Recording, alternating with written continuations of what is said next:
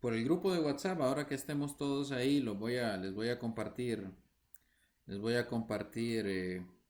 los libros para que puedan utilizar de referencia. Casi cualquier libro de física les va a servir, no se preocupen.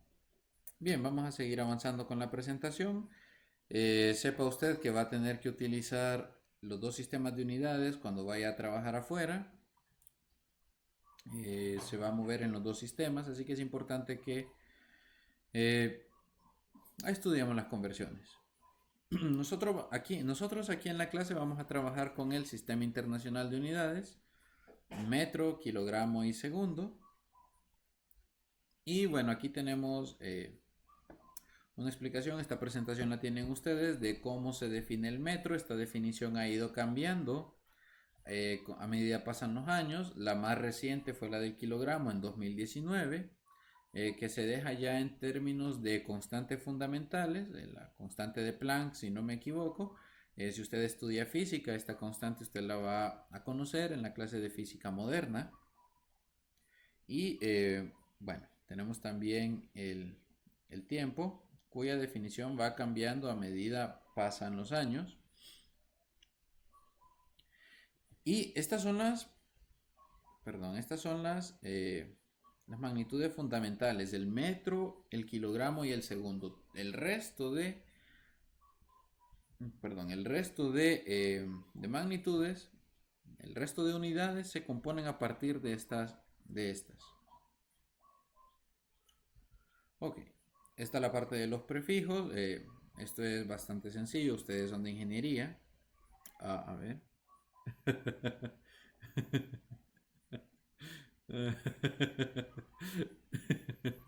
¿Me escuchan, jóvenes?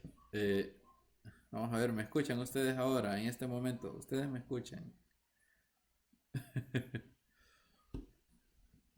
Ok, entonces tenemos los prefijos. De esto no me voy a preocupar porque, como les digo, ustedes son de ingeniería, esto es bastante fácil. Hay los estudiantes que vienen comenzando en la universidad de biología, odontología, sí, esto hay que verlo más a detalle, pero sí es importante que, vamos a hacer, uy, aquí,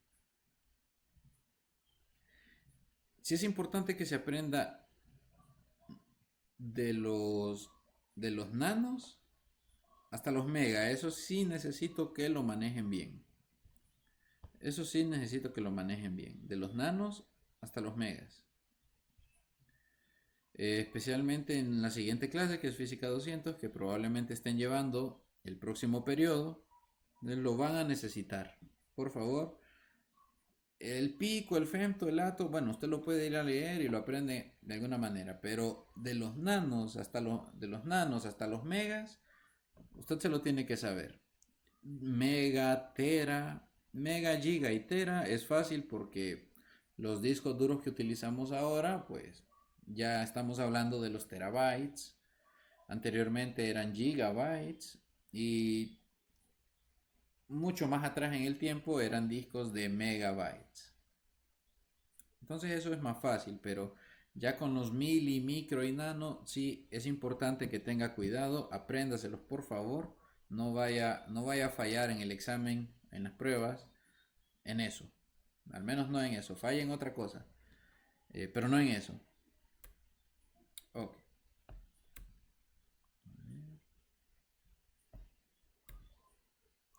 a ver, siguiente página. Ok, la parte de cifras significativas, aquí hay un par de ejemplos, esto también está sencillo. Si los ceros están a la derecha, cuentan. Si no, o sea, si no hay punto decimal y hay ceros a la derecha, esas cifras cuentan. En este caso, 5 solo es una cifra significativa. Aquí tenemos otros ejemplos. Y aquí lo importante es el de 0.51. 0.51 solo tiene dos cifras significativas, son las que están detrás del punto decimal. Ese 0 de ahí no es cifra significativa. Así que ese número 0.51 solo tiene 2. Y entonces aquí en el ejemplo, los resultados ustedes siempre los van a dejar con el número correcto de cifras significativas. Todos los números que estén involucrados en el cálculo, usted los tiene que ver, los tiene que analizar porque no son simples números. ¿Y por qué les digo esto? Estos números tuvieron que haberse medido, ¿sí? Y para medirse se tuvo que usar un instrumento. Y si usted utiliza una regla, esta regla no le va a dejar tener 5 decimales. De ahí tenemos un problema. Si usted al dato que mide con la regla le pone 5 decimales, tiene ahí unos decimales que no se sabe cómo se obtuvieron porque la regla como instrumento de medición no le va a dar tantos decimales. Midiéndolo en centímetros. Midiendo en centímetros solo le va a dar un decimal. Sí, un decimal. Entonces aquí tenemos este ejemplo, 3.14, 2.34, 0.58. Pues el 3.1416 tiene 5 cifras significativas, el 2.34 tiene 3 y el 0.58 tiene 2. O sea que el resultado debe quedar con 2 cifras significativas. Y así sucesivamente. Eso lo pasamos. Aquí sí ya vamos un poco más despacio. Tenemos magnitudes físicas, escalares y vectoriales. Vamos a trabajar con las dos en la clase. Y por eso es que vectores es requisito de esta clase. Al menos lo básico de vectores. No vamos a trabajar con espacios vectoriales en esta clase. Si usted estudia física, tiene una clase completa para trabajar con eso, no se preocupe. Y entonces tenemos que los escalares usualmente solo va a ser el número y la unidad. Solamente eso, el número y la unidad. ¿Qué cantidades son escalares? Vamos a ver si está acá. ¿Qué cantidades son escalares? El tiempo, la masa, son cantidades escalares. Estas solo son positivas, aparte son solo positivas. Y no tienen una dirección, no tienen dirección. La masa no tiene dirección. En cambio, cantidades vectoriales como el desplazamiento, al desplazamiento sí tiene dirección. ¿Por qué? Porque no es lo mismo desplazarse hacia la universidad que desplazarse hacia Burger King. No es lo mismo que lo desplacen hasta el hospital del tórax porque está contagiado con COVID, a que lo desplacen pues a otro lugar. Entonces el desplazamiento es un vector. ¿Y por qué es un vector? Bueno, porque importa la dirección en la que usted se desplace. Entonces, aquí vamos a tener un número, vamos a tener una unidad y algo nos va a tener que decir a nosotros qué dirección lleva.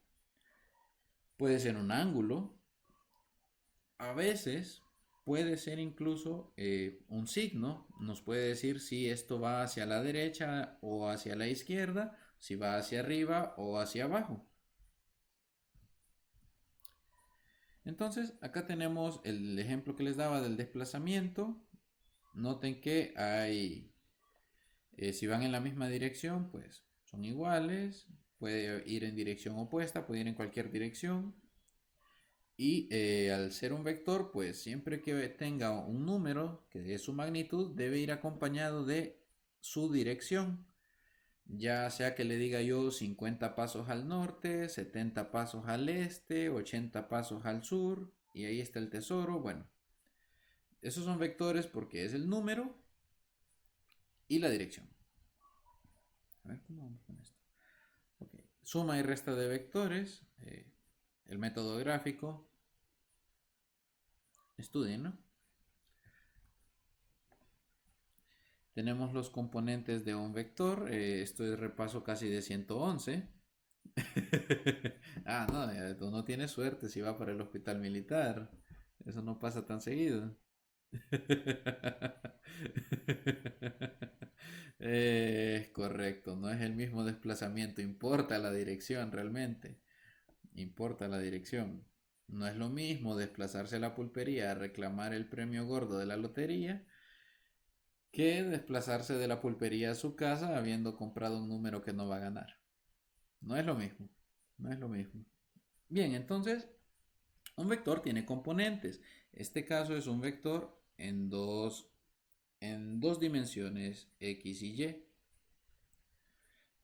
Es el ejemplo más, bueno, de los ejemplos más sencillos. Entonces el vector tiene componente vertical y tiene componente horizontal.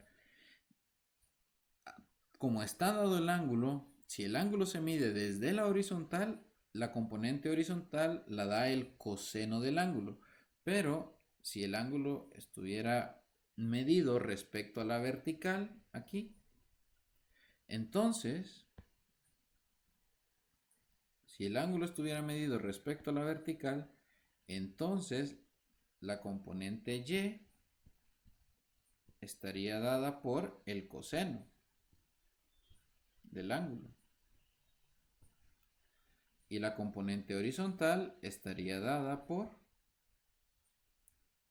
el seno del ángulo. Tomen en cuenta eso porque no siempre el ángulo se va a medir respecto a la horizontal. A veces se puede medir respecto a la vertical. Puede ocurrir. Entonces, respecto a la vertical, nos quedaría de esta manera. Donde A, rayos, a ver, donde A es la magnitud, A es la magnitud del vector. Este es el vector A. Eh, ok, ahí tiene más cara de vector. Y A es la magnitud del vector A. Ok. Existen vectores unitarios también, son vectores cuya magnitud es 1. Esto lo estudiaron ustedes en su clase de vectores, no nos vamos a detener en esto. Quizás sí en la notación, el libro va a utilizar la X con la letra I. Es decir, si yo quiero hablar de la componente X, yo debo hablar de la componente en I unitario. De manera que este vector A se puede escribir como la componente X en dirección de X unitario, pero aquí lo vamos a representar por Y, más la componente en Y en dirección de J. ¿Podría esto existir en tres dimensiones? Sí, podría existir en tres dimensiones. A ver, vamos a dibujarlo bien. Vamos a dibujarlo bien.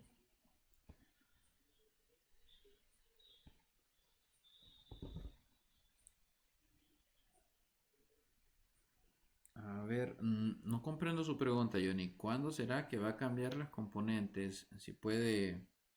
Ajá. Ok, vamos despacio entonces. Perfecto, vamos a hacer un ejemplo ahora. Supongo que yo tengo este vector, a ver,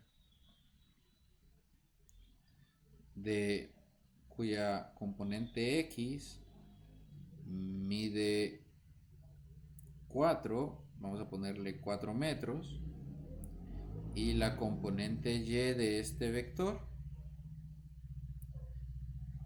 mide 5 metros.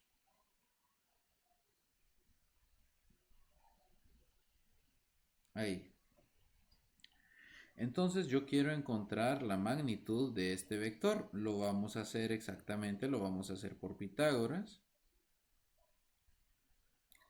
La magnitud de este vector no sería otra cosa que la hipotenusa. Y entonces la hipotenusa, en este caso, estaría dada por la raíz de 4 al cuadrado más 5 al cuadrado. Esto nos va a quedar que la magnitud de A es 16 más 25. Aquí, a ver. 16 más 25. Eso vamos a ver. Es igual. A ver, 6 y 5 son 1, 41.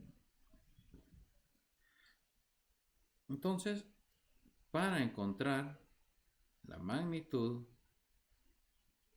de este vector, lo hacemos como hemos encontrado las hipotenusas en 111, componente horizontal elevado al cuadrado, componente vertical elevado al cuadrado, y la raíz de eso nos da la magnitud del vector. Ahora, esa es la magnitud del vector. La magnitud, vamos a ver, para que esto sea un vector, siempre le vamos a poner acá, una flechita.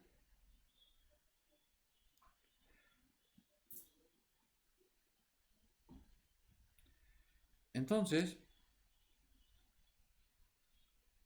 la magnitud de este vector, la magnitud de este vector estaría dada de esta forma, y el ángulo de este vector será entonces el ángulo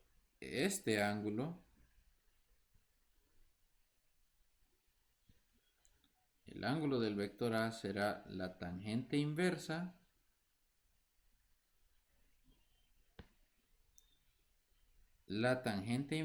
y aquí sí, tenga cuidado, es la tangente inversa de la componente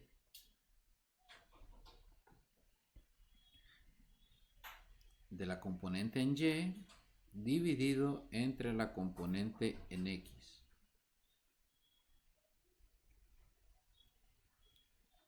Aquí, si el ángulo es este, entonces ese ángulo estaría dado por la tangente inversa de la componente en Y dividido la componente en X.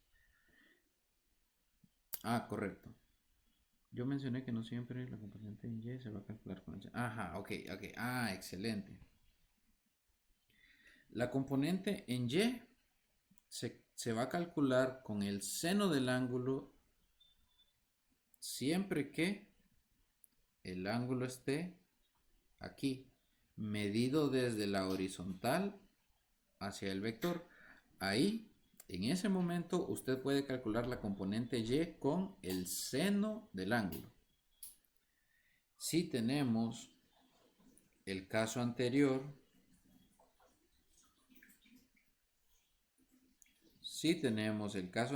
que es este de acá, en este caso, como el ángulo está medido desde la vertical, desde el eje vertical, entonces aquí, en este caso, usted va a calcular la componente Y con el coseno del ángulo. Ok, permítanme.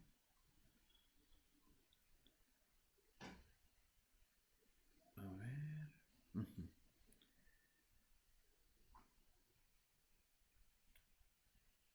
Vamos a ver. Ajá, ok. Estamos bien.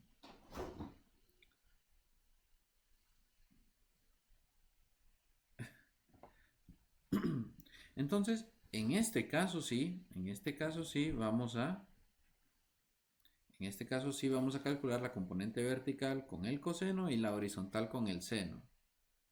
En ese caso. Ok, entonces vamos a ver. ¿Podríamos tener 3 dimensiones? Sí, creo que lo contemplan acá. Podríamos tener 3 dimensiones. Sí, depende desde dónde se está midiendo el ángulo, sí.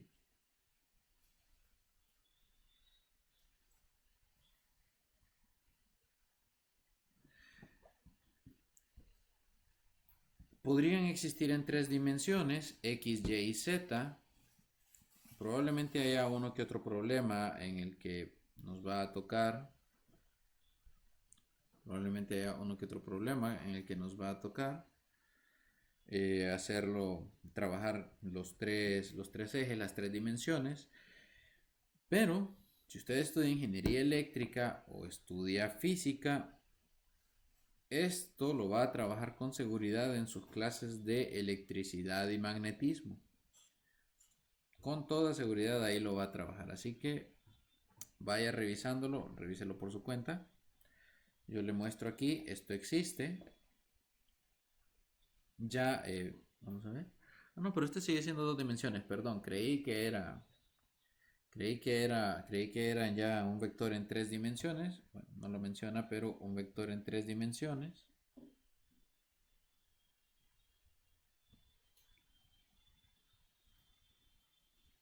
Podría verse algo así, donde va a tener un ángulo, perdón, va a tener una proyección sobre el plano XY. Entonces va a tener un ángulo con respecto al eje X, va a tener un ángulo con respecto al eje Y va a tener un ángulo con respecto al eje Z. Entonces, pero ya para llegar a esto faltan un par de clases todavía, así que no se estrese.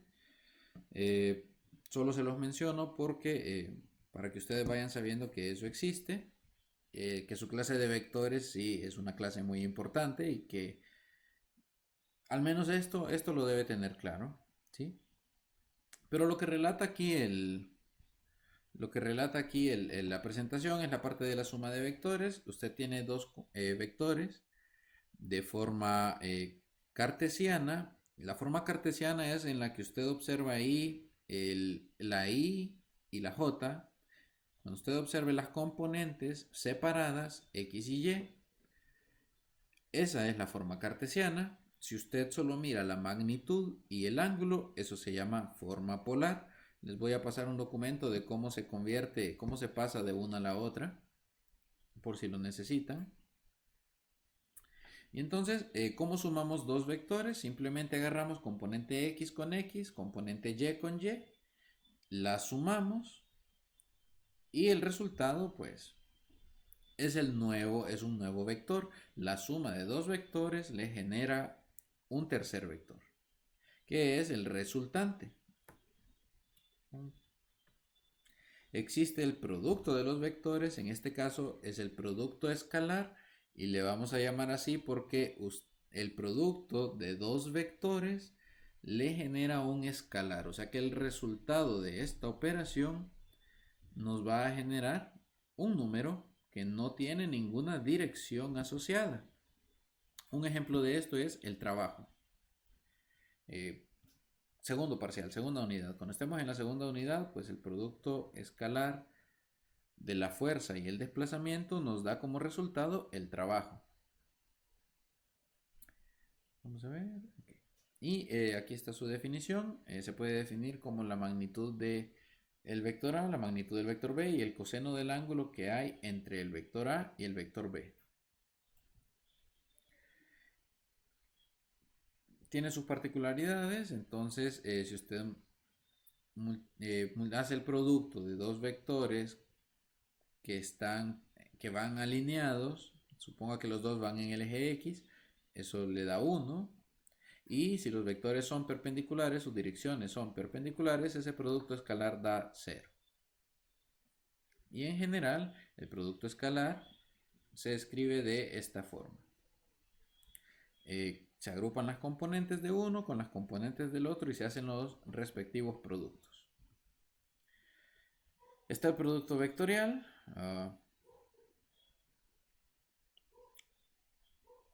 Vamos a usar algo que se llama la regla de la mano derecha. Bueno, esto lo vamos a revisar más a detalle cuando lo necesitemos. Tercera unidad. En la tercera unidad. Ok. El producto vectorial pues también se le conoce como producto cruz. Creo que usted en vectores y matrices lo conoció como producto cruz. Ahí estamos bien. Y bueno, yo les voy a enseñar una manera fácil de hacerlo, pero si quieren hacer la matriz, pues hagan la matriz, no hay ningún problema. Cheque, terminamos la presentación, vámonos a dormir. Ok, no, son bromas. Todavía tenemos una presentación más. Les voy a preguntar, ¿paramos aquí o continuamos? Yo sé que para ustedes es temprano, son de ingeniería. Esto es como que se vienen despertando apenas. Díganme ustedes, ¿paramos aquí o seguimos? Los escucho. Vamos a ver.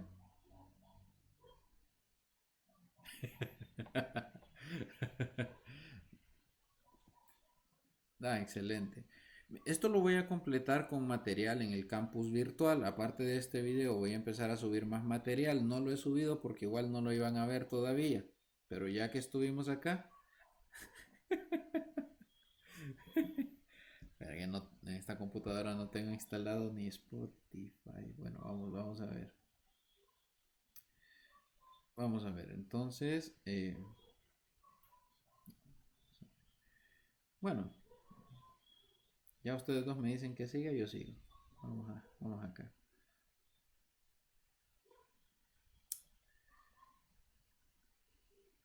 Bien, esta es la presentación uno, ¿verdad?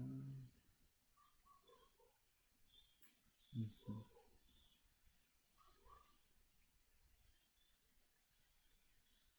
Ok.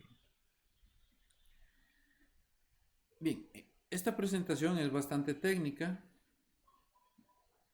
Esta presentación es bastante técnica y con eso me refiero a que eh, como es bastante técnica van a haber un montón de ecuaciones. Vamos a tratar de hacerlo lo más amigable posible.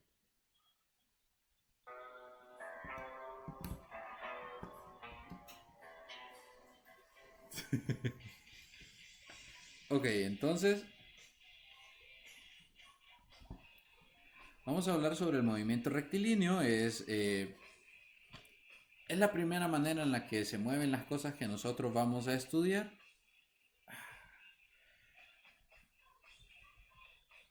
Ok, ¿qué características tiene el movimiento rectilíneo? Nosotros lo vamos a conocer como M. Uy, cierto que estamos en el mes de. En el mes de. Pero no. Ok, el movimiento rectilíneo uniforme tiene ciertas características. La aceleración. La aceleración es cero. La aceleración es cero. ¿Qué es la aceleración? Ya lo vamos a definir, no se preocupe, al final de esta presentación lo definimos. Y entonces, que la aceleración sea cero tiene varias consecuencias. La velocidad, la velocidad en este movimiento es constante, es decir, que no varía, no cambia no cambia, no cambia. ¿Qué ejemplos tenemos de velocidad constante? Tenemos la velocidad de la luz y en el campus virtual les he colocado un video de unos científicos del MIT que han grabado la luz en cámara lenta. Está bien interesante para despertarle su curiosidad. Por favor, vean, ¿no? Está bien interesante. Y entonces ustedes observen. Entonces este es el movimiento más sencillo que vamos a estudiar en toda la clase. ¿Por qué digo yo que es el más sencillo? Bueno, porque usted puede determinar la posición de una partícula o la posición de un objeto si usted conoce la rapidez con la que se mueve. Si conoce la rapidez con la que se mueve y la multiplica por el tiempo,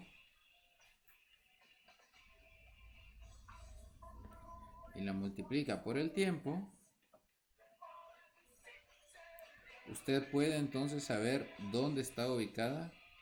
Uy, no, esto. Usted puede saber entonces dónde está ubicada una partícula. Esta T de acá es tiempo. Ahí. Entonces usted puede saber dónde está ubicada la partícula. Es el movimiento más sencillo. Bien, la distancia recorrida. La distancia recorrida, bueno, es el espacio físico que hay entre dos puntos, y a la distancia no le importa el camino que usted tome para llegar a donde quiere ir. No le importa. Entonces, para la distancia, va a tomar en cuenta cada paso que usted dé. Si usted se va de esta forma, la distancia es una. Si usted se va de esta forma, la distancia es otra. Y si usted se va de esta forma, la distancia es diferente. Entonces, la distancia toma en cuenta todo el recorrido que usted hace en la forma que usted lo hace. Hay una cantidad que se le parece, pero que no es igual, y es el desplazamiento. Ok, la distancia se va a medir, la vamos a medir nosotros en metros, pero sepa que se puede medir en yarda, pie, pulgada, metro, en centímetro, en kilómetro. Nosotros para las carreteras utilizamos, para las carreteras las señalizamos con kilómetros, no las señalizamos en metros. Sería muy incómodo señalizarlas en metros, aparecerían números muy grandes. Entonces, por conveniencia, se utilizan los kilómetros, pero la unidad del sistema internacional es el metro, así que vamos a usar el metro.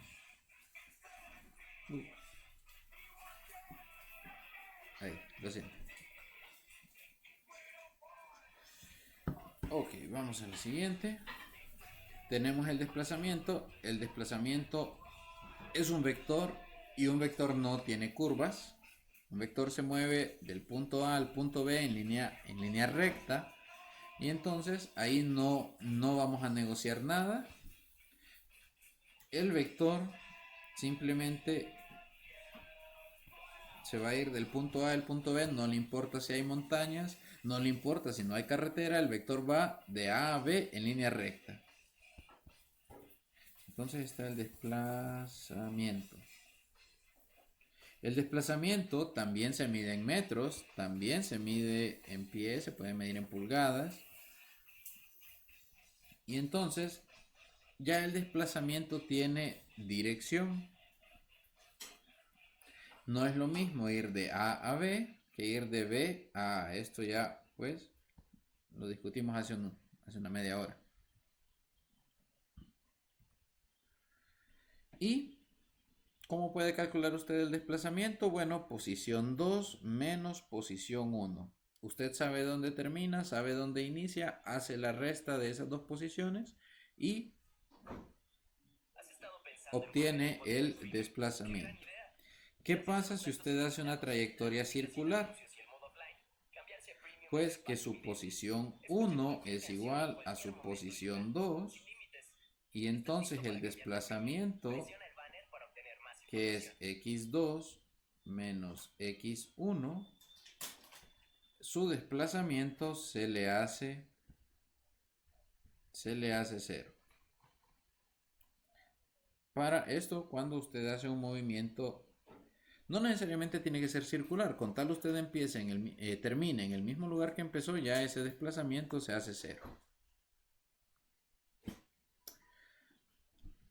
La otra cantidad importante es la rapidez. ¿Qué es la rapidez? Bien, usted cambia de posición respecto al tiempo, se mueve de un lugar a otro.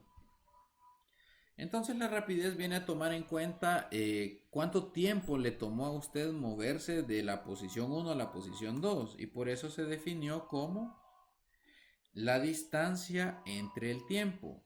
Vamos a hacer notar aquí que la rapidez la rapidez es un escalar. La rapidez es un escalar.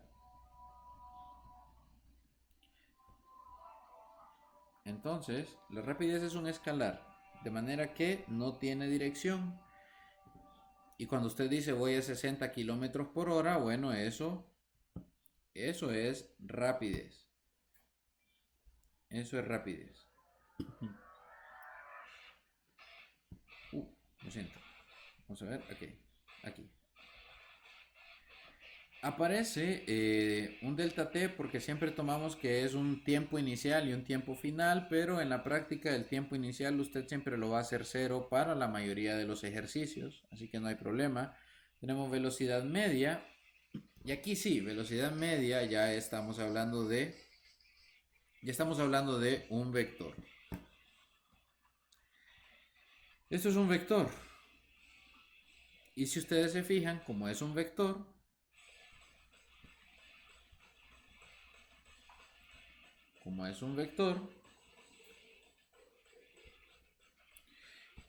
es el desplazamiento dividido entre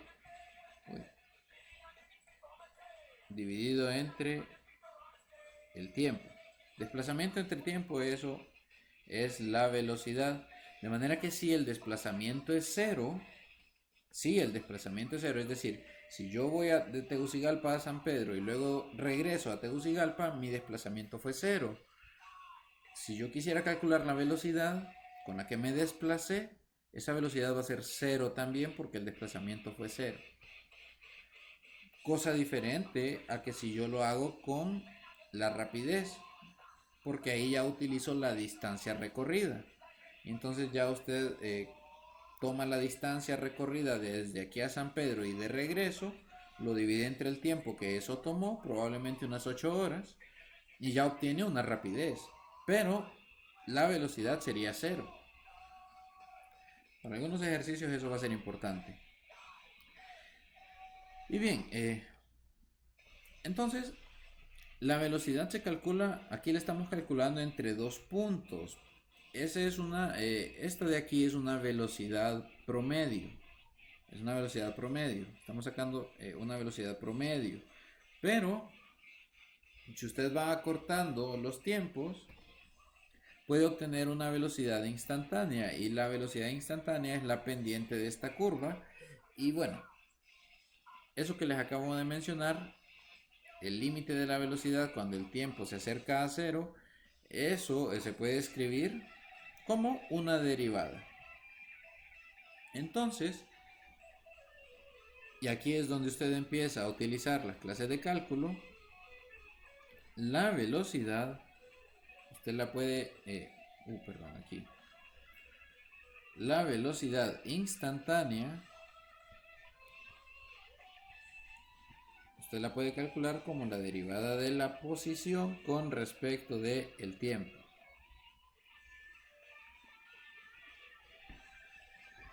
Y aquí se hace evidente que si la posición no cambia, esa derivada se hace cero. Y si esa derivada es cero, pues... y si esa derivada es cero, entonces la velocidad instantánea también será cero. La rapidez instantánea, pues es la magnitud de la velocidad instantánea, algo que probablemente voy a hacer notar más adelante. Es que en este caso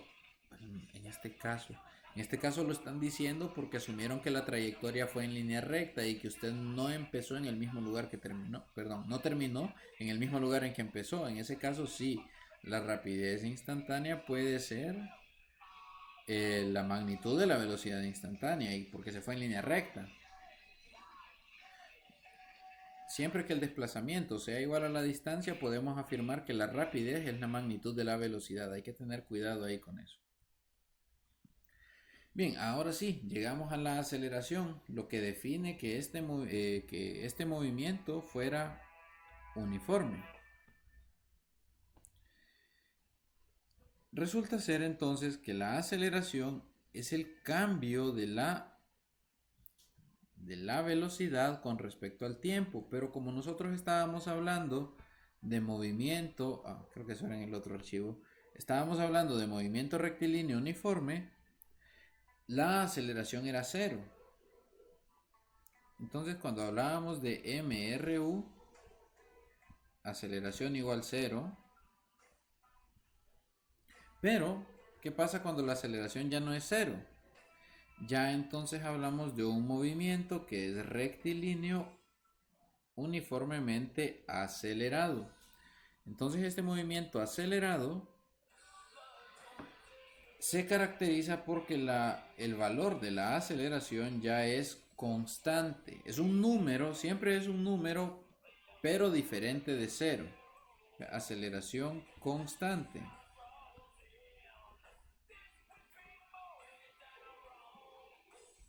Tenemos entonces un número diferente de cero.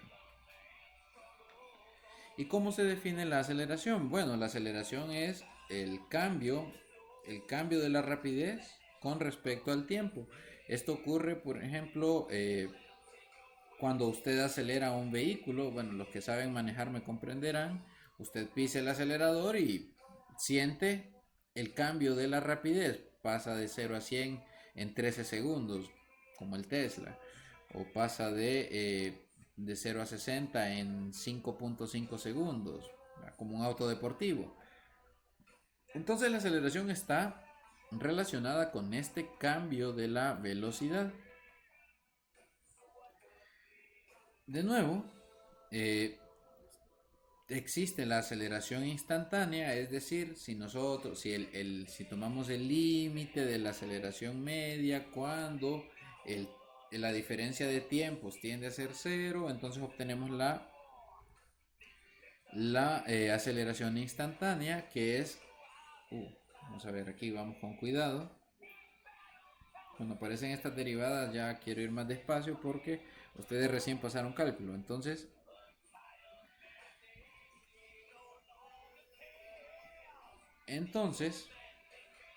la aceleración es la derivada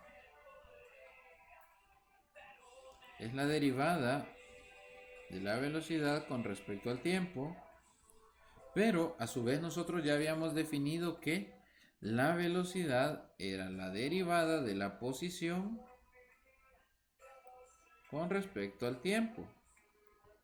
Entonces, si juntamos esas dos cosas, es que usted llega a esa conclusión, que la aceleración es derivar la posición dos veces con respecto al tiempo.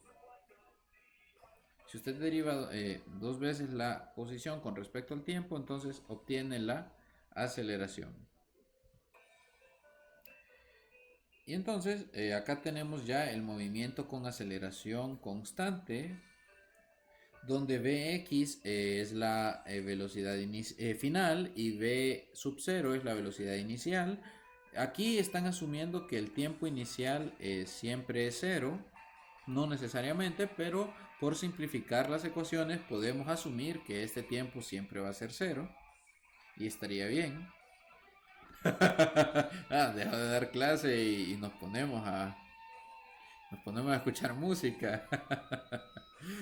Bien, entonces si usted hace aquí el despeje, ¿verdad? Para obtener una ecuación que me diga qué tan rápido voy a ir después de cierto tiempo con cierta aceleración, usted obtiene esta ecuación que estamos viendo ahora.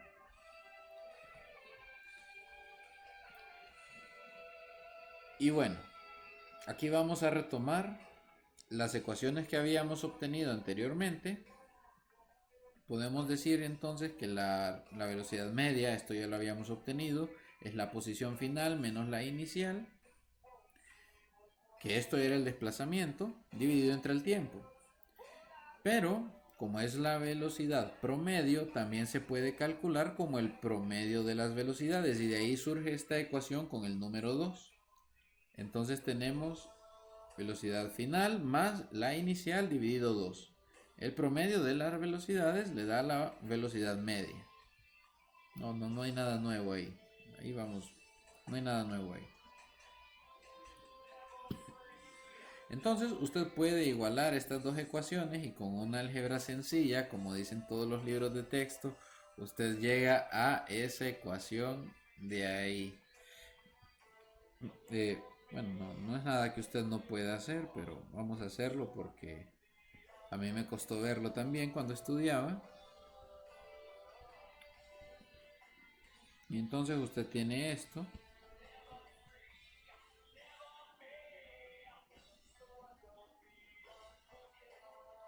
Usted tiene esto y el despeje lo va a hacer para X. Entonces usted va a tener esto X inicial más, vamos a poner esto entre paréntesis, Bx más B0. Ok, velocidad inicial dividido 2, todo esto multiplicado por T. Ok, usted empieza a hacer el despeje, llega a esa ecuación y luego usted necesita saber quién es Bx, ya lo tenemos acá, velocidad final es la inicial más la aceleración por el tiempo, y al combinar esas dos ecuaciones usted obtiene la posición inicial más velocidad inicial más aceleración por tiempo más la velocidad inicial que ya estaba ahí por el tiempo acá. Todo esto dividido entre 2. Se puede ver que esto va a quedar como posición inicial más 2 veces la velocidad inicial por el tiempo dividido 2. Entonces ahí se ve que el número 2 se va a cancelar. Lo dejo ahí para que lo vean tranquilamente. Y aquí nos va a quedar un medio de la aceleración por el tiempo al cuadrado. Y llegamos a la ecuación que está en los diferentes libros de texto, que es la que tenemos aquí al final. Posición final es posición inicial más velocidad inicial por tiempo más un medio de la aceleración por el tiempo al cuadrado. Así se llega a esa ecuación.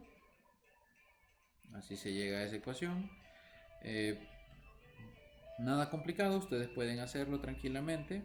Si no, pues aquí está hecho. Unos 4 pasos nada más de despejes y sustituciones y está.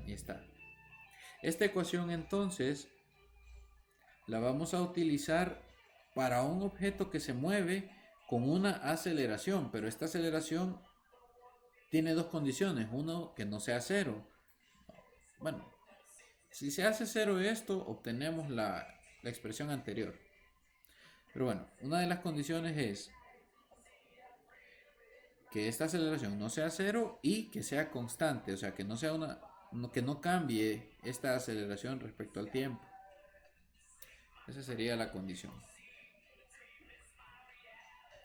Ok, con esta expresión se pueden deducir dos expresiones más.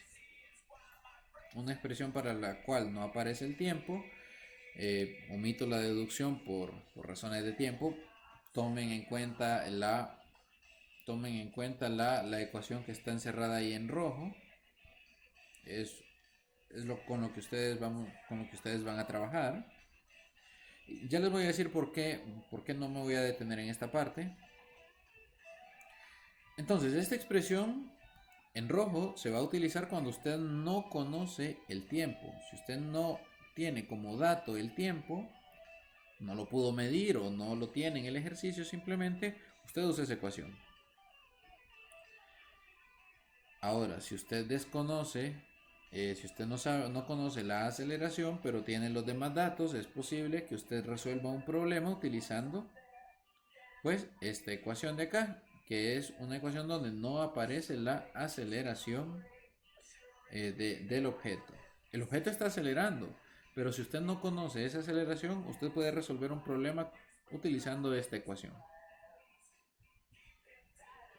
Finalmente vamos a llegar a estas cuatro ecuaciones, que son las que vamos a utilizar para resolver todos los problemas de movimiento rectilíneo uniformemente acelerado. O sea, movimiento con aceleración. ¿Qué cosas aceleran? En los automóviles, acelera Usain Bolt, de forma variable, pero acelera. ¿Qué otras cosas aceleran? Bueno, acelera usted cuando va tarde a clase. Y en general, casi todos los movimientos son acelerados. Son contados los ejemplos de movimientos donde la aceleración es cero, pero existen. Existen. La luz es el ejemplo más popular. Ok. Veamos esta diapositiva de acá. Vamos. Estas ecuaciones las plantea Galileo. Estas ecuaciones las plantea Galileo. Y con esto usted explica el movimiento de los objetos hasta cierto punto.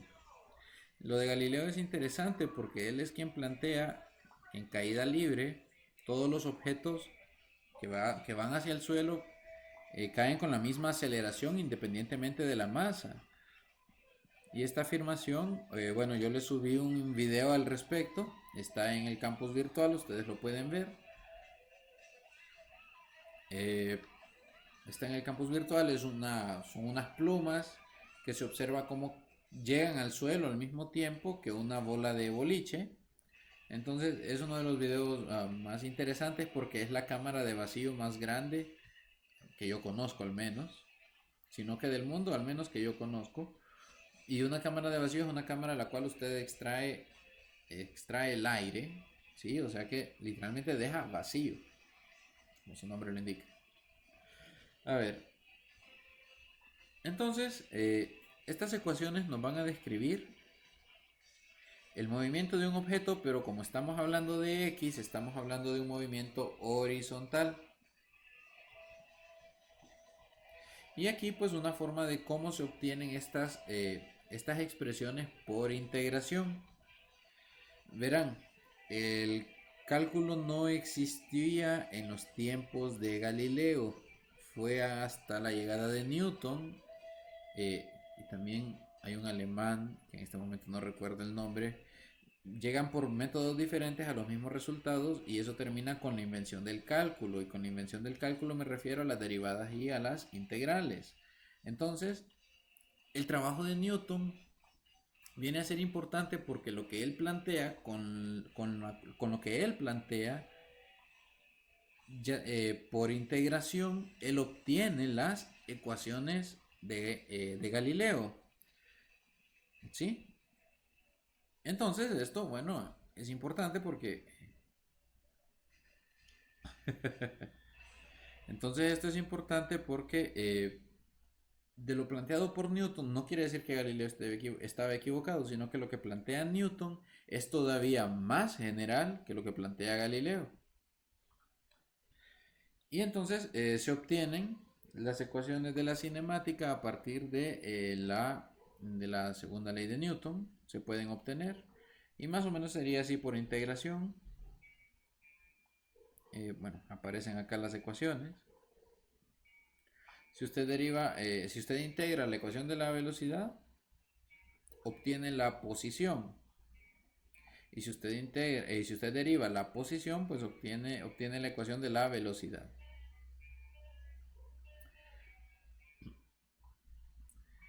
Vamos a ver, ok. En general, bueno, se debe definir entonces la velocidad como la derivada de la posición respecto al tiempo y la aceleración como la segunda derivada de la posición respecto al tiempo. Ah, vaya, ahí termina la presentación, qué interesante. Ok, bien. Una vez que usted ha visto estas dos presentaciones, está listo para resolver problemas. Usted y yo sabemos que... Ah, Leibniz. Muchas gracias. Les voy a subir un video muy divertido de Proyecto G respecto a toda la polémica con la invención del cálculo. Muchas gracias, Malcolm. Usted me está salvando. Se lo voy a compartir. Está muy divertido. Está muy divertido. Se los voy a compartir en el campus virtual. Entonces, en teoría, después de haber visto todo esto, ya usted está listo para resolver problemas. Y como usted y yo sabemos que eso no es así, voy a Voy a resolver los problemas yo, usted va a ver cómo se resuelven y luego va a intentar resolver otros que yo le voy a dejar de tarea. Bien,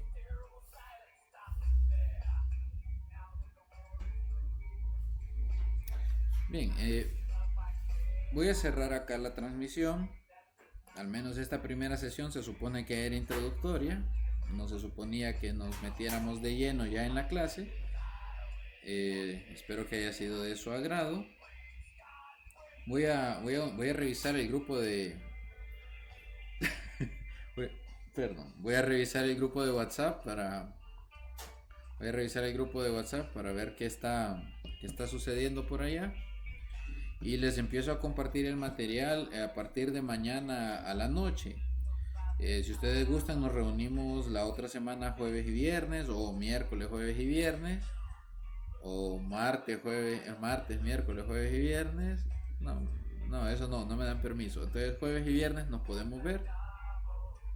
Esperaría yo que por Teams ya y poder ir contestando todas las preguntas que van a surgir. Y bueno, los videos de los ejercicios resueltos yo se los subo. Siempre van a ir con mis comentarios, uno que otro chiste malo. Mis dibujos son de los peores que usted va a ver en toda la universidad y no me alegra, pero bueno, si algo me caracteriza es que las cosas suelen ser entendibles, al menos eso. Así que,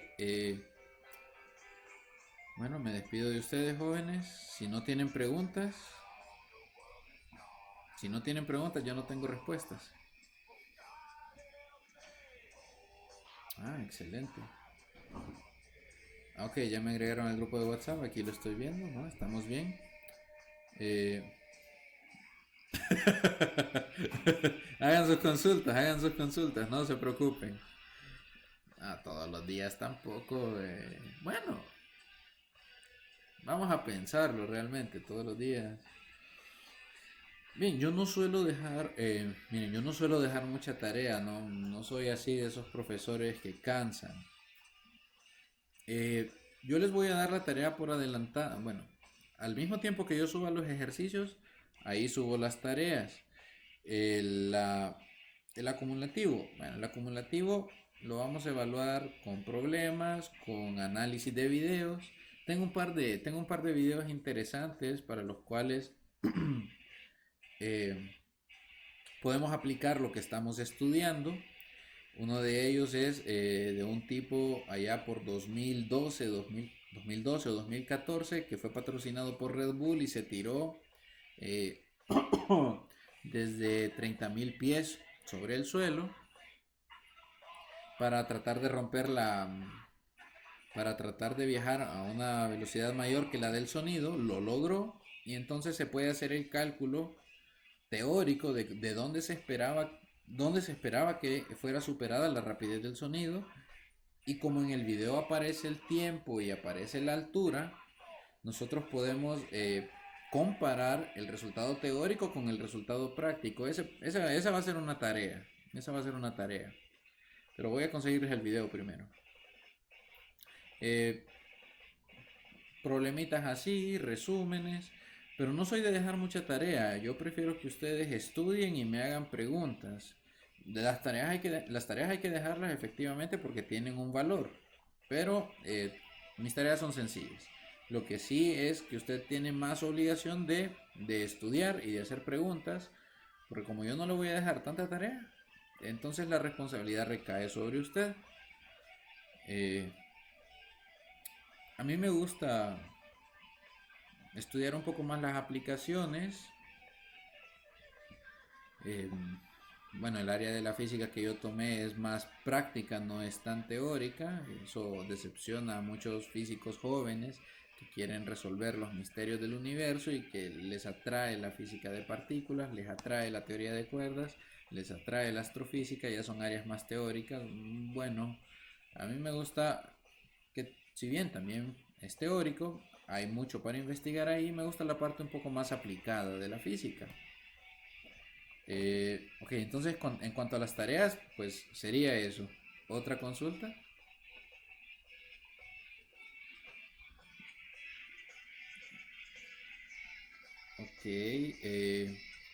Bueno, si no tienen más consultas, perdón, vamos a esperar acá un rato, vamos a ver si tienen más consultas. Si no tienen más consultas, vamos a terminar la transmisión. Eh, bueno, me alegra que sean un grupo participativo, al menos los 8, los 24 que participan. Los 24 que participan, pues,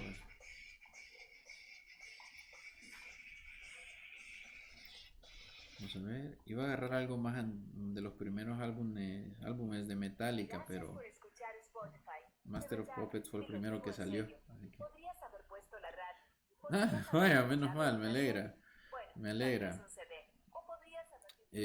A mí sí me han dicho, Lee, con usted, a ver, bueno, antes decían, no se pasa, pero se goza. Algo así creo que decían unos estudiantes. Al menos los avanzados, sí. Al, men- al menos los avanzados, sí. Ah, sí, del álbum Hybrid Theory, eso estaría bueno. Eso estaría bueno. Yo escuchaba mucho Linkin Park allá cuando estaba en el colegio. Esos eran buenos tiempos. En algún momento les compartiré un par de música ahí de grupos que ahora escucho, grupos, no, que están bastante buenos.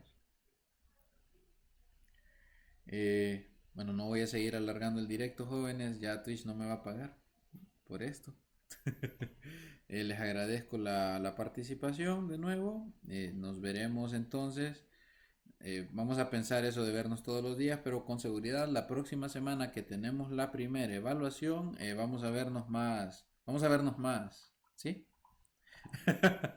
No, no, ni tengo mis propios emoticones. No, tampoco, ni modo. Todavía no hemos trabajado en eso. Vengo empezando en Twitch, habré hecho unas 4 o 5 transmisiones. Y me gusta porque nadie me interrumpe cuando estoy hablando. Aparte de que aquí pues hay contenido muy entretenido para ver. Una vez que uno cierra la transmisión, uno se puede quedar viendo otras cosas bastante interesantes. Bien, nos estamos viendo, jóvenes, se cuidan.